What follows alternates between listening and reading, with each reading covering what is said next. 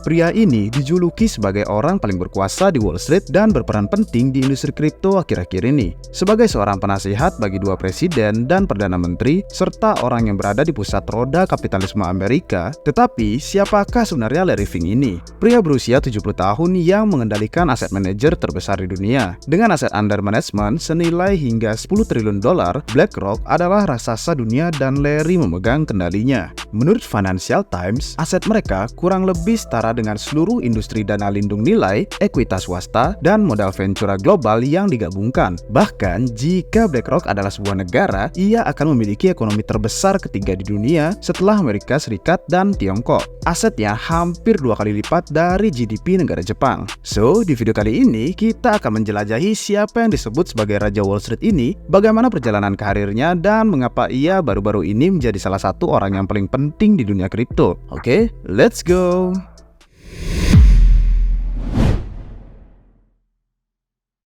Oke, sebelum kita lanjut, jangan lupa teman-teman subscribe dulu karena Republik Rupiah sedang mengadakan giveaway 1 Ethereum, yang dimana caranya cukup mudah. Kalian tinggal klik link Zili yang ada di deskripsi dan kerjakan misi-misi yang ada di sana. Pengundian akan kami lakukan jika Republik Rupiah sudah mencapai 150.000 subscriber. So, yuk kita kawal RR sampai di angka tersebut.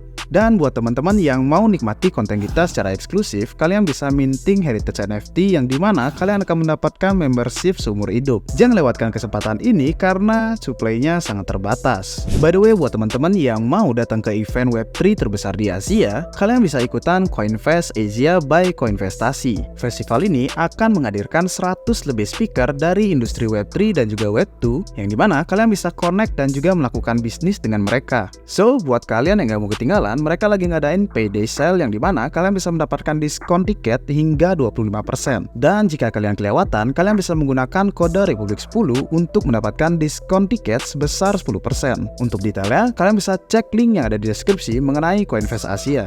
Perjalanan karir dan transformasi bisnis Larry Fink dari kegagalan menyakitkan hingga kesuksesan dengan BlackRock.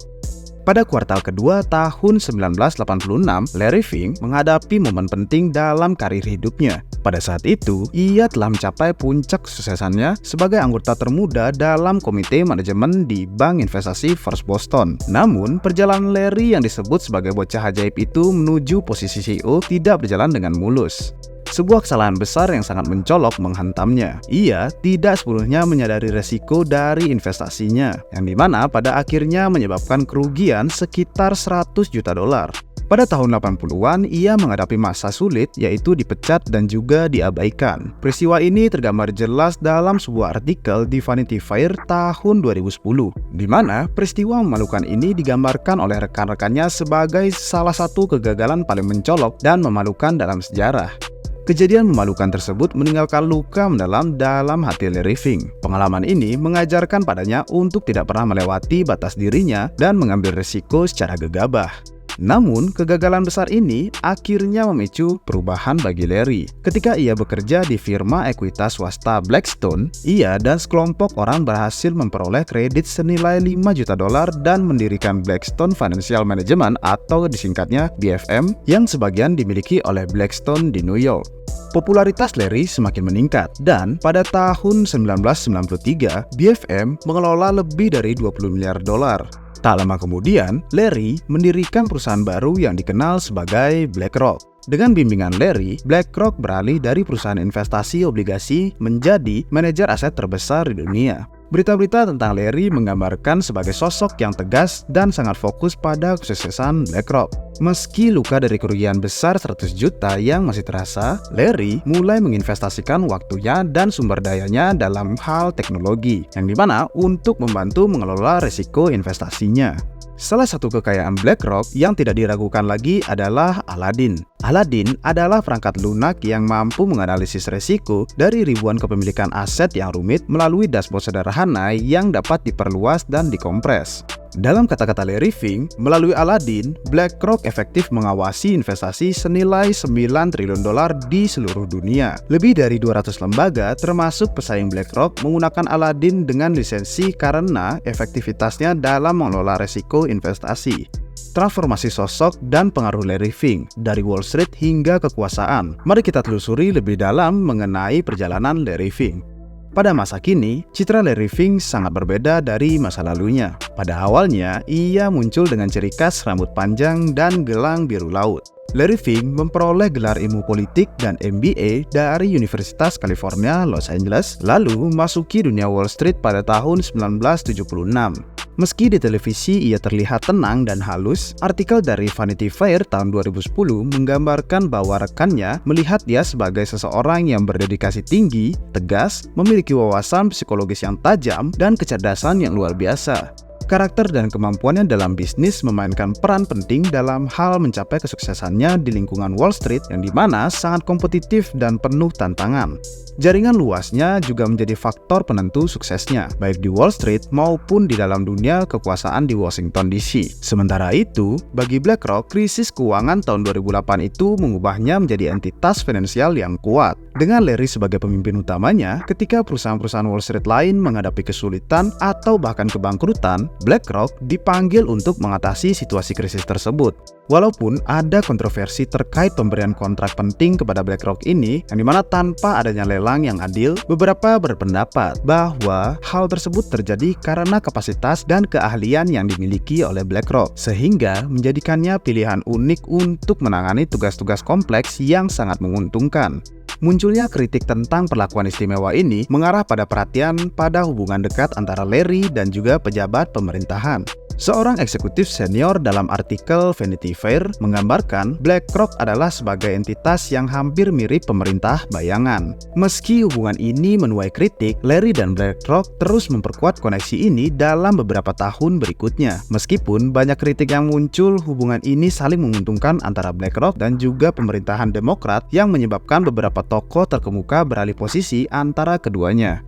Para alumni BlackRock muncul di Departemen Keuangan, Dewan Ekonomi Nasional, dan dalam peran penasihat senior. Begitu juga sebaliknya, para pejabat pemerintahan di bawah kepemimpinan Obama dan Biden muncul mendapatkan posisi penting di BlackRock. Pada tahun 2017, saat masih menjabat, Donald Trump bahkan menyatakan, "Larry melakukan pekerjaan yang hebat bagi saya. Dia mengelola sejumlah besar uang saya dan harus saya akui, dia memberikan hasil investasi yang sangat signifikan." Pengaruh besar BlackRock dan dampak konsentrasi kekuasaan. Mari kita ambil waktu sejenak untuk mengenali pengaruh yang dimiliki oleh BlackRock. Di luar dari portofolio investasi yang mereka kelola, BlackRock juga menjadi salah satu pemegang saham terbesar dalam setiap perusahaan-perusahaan besar di Amerika Serikat dan juga beberapa di antaranya di tingkat internasional. Dalam sebuah laporan tahun 2019 yang berjudul The Spectre of the Giant Tree, para ahli akademis dari Harvard dan juga Boston menemukan bahwa 3 manajer dana indeks terbesar, yaitu BlackRock, Vanguard, dan State Street, telah meningkatkan kepemilikan rata-rata mereka dalam 500 perusahaan terbesar yang terdaftar di Amerika Serikat. Pada tahun 1998, kepemilikan mereka sekitar 5%, namun meningkat menjadi lebih dari 20% pada tahun 2019, dan tren ini masih terus berlanjut.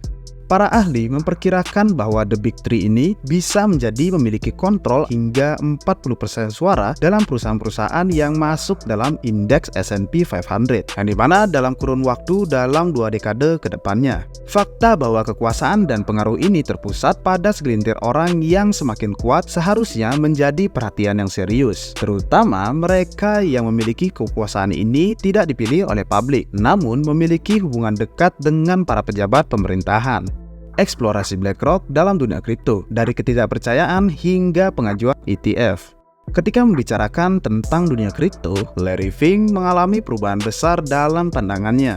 Pada tahun 2017, Larry menyebut Bitcoin sebagai indeks pencucian uang. Namun, ia juga mengakui potensi Bitcoin sebagai platform spekulatif. Meskipun pada awalnya tidak tertarik pada kripto dari kliennya, pandangan Larry perlahan berubah. Setelah beberapa tahun sejak pernyataan kontroversial Larry tentang pencucian uang tersebut, BlackRock mulai melangkah dalam ruang kripto. Perusahaan ini mengakui minat yang semakin meningkat di antara kliennya dan segera mengumumkan pembentukan dana amanah swasta untuk memberikan exposure terhadap Bitcoin untuk klien institusionalnya di Amerika Serikat.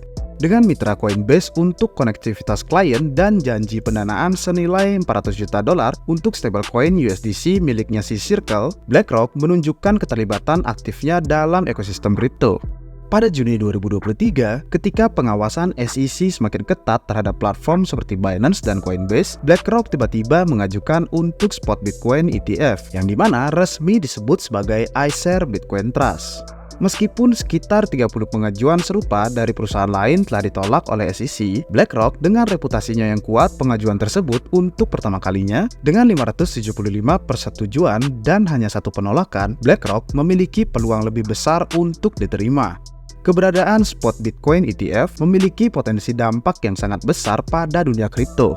ETF ini melibatkan akuisisi langsung dari Bitcoin Spot untuk mendukung saham ETF. Jika BlackRock memperoleh persetujuan, hal ini dapat mendorong kenaikan harga Bitcoin. Meskipun akumulasi BTC mungkin dilakukan di luar bursa untuk menghindari gangguan pasar, meski demikian, penting untuk diingat bahwa BlackRock kemungkinan akan mengakumulasi BTC-nya melalui perdagangan langsung di luar bursa atau yang kita kenal sebagai OTC, cenderung tidak akan mempengaruhi pergerakan pasar secara signifikan.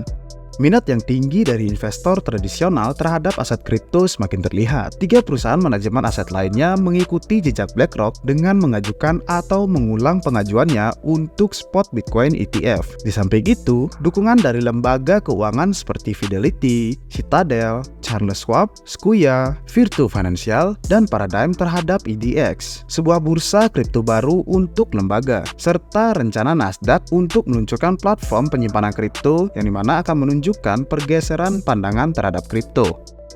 Oke guys, mungkin segitu aja kita bahas mengenai BlackRock dan Larry Fink pada hari ini. Jangan lupa tulis pendapat kalian mengenai BlackRock dan juga Larry Fink terhadap adopsi dari Bitcoin. So, sampai jumpa di video-video selanjutnya. Cheers!